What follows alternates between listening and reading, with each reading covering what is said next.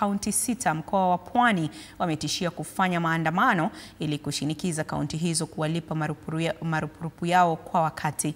Akizungumza na wanahabari, katibu mkuu wa muungano wa madaktari tawi la Mombasa Salim Ali amedokeza kuwa madaktari wanapitia changamoto za afya ya akili kufuatia kucheleweshwa kwa mishahara na kufanya kazi kwa saa nyingi.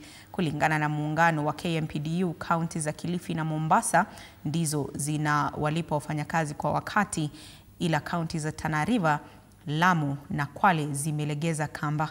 Kufikia sasa kila daktari mmoja ana jukumu la kumtumikia au kuwatumikia wagonjwa 17,000 katika ukanda wa Pwani, hii ikiwa inakinzana na mapendekezo ya shirika la afya duniani WHO linalodokeza kuwa daktari mmoja anapaswa kuwahudumia wagonjwa 1,000.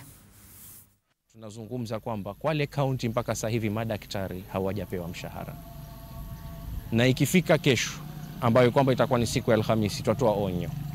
Kama hawatopewa mshahara wao, sisi tutaanza go slow. Watu wataanza kufanya salary parade. Si kwani kutaka kwetu, ni kwamba ni kuisihi ile county ifanye marekebisho na watu wapewe mshahara wao kwa wakati.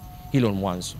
La pili, tunawasihi wale wakubwa wa idara wa Kwale wote kwamba promotion si kitu ambacho kwamba utamnyima daktari.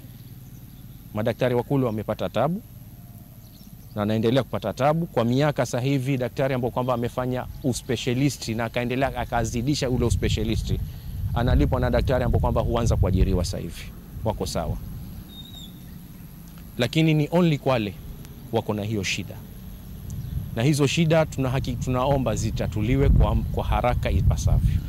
Kwa maana hatutoweza kungojea muhula wa kwanza wa governor ukapita bila watu kupewa watu promotion.